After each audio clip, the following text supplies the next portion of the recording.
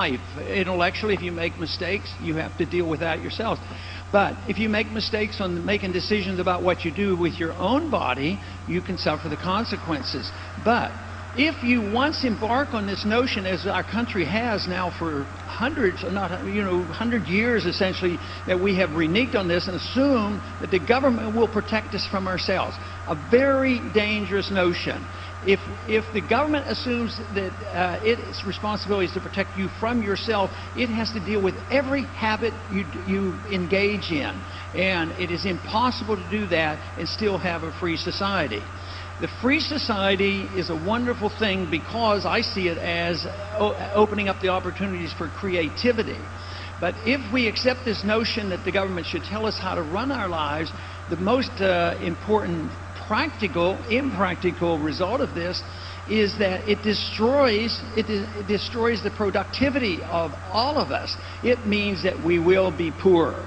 If you have this idea that we should all be free and prosperous and do what we want on our own and be responsible for ourselves, we will be prosperous. The evidence is overwhelming throughout history that the freer a society, the more prosperous is the society. And that is what our goal ought to be.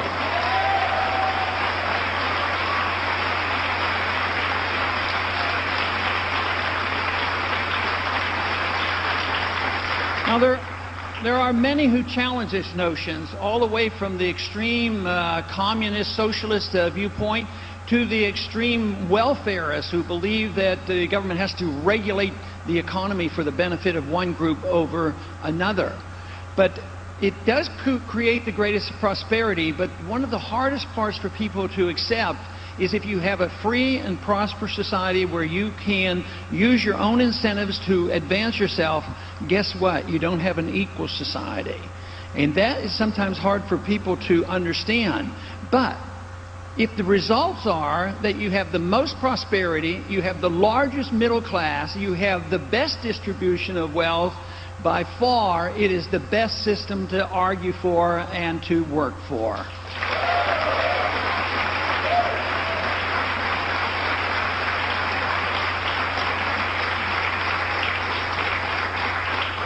If it's government's job to make everybody equal, they're capable of doing it. Right now, they're working very hard on equality.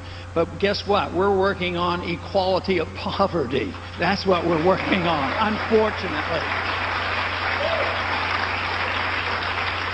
Now, the free market Austrian School of Economics teaches that one thing, that government intervention doesn't work. It doesn't even come close to achieving what it pretends to achieve.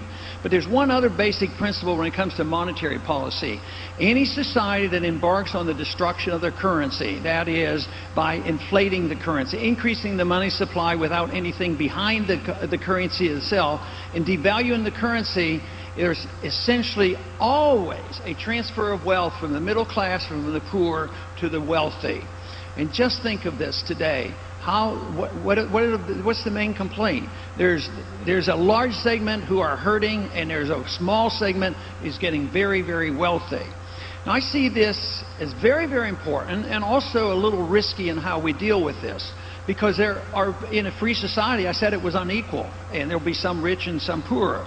But if a person is rich because they have been successful and because they have been voted to be rich by the consumer, see, the only democracy, of course, is a risky adventure. Pure democracy undermines the minority, and we don't want pure democracy. But in the economy, democracy really prevails because every single person that spends every dollar are voting on the product.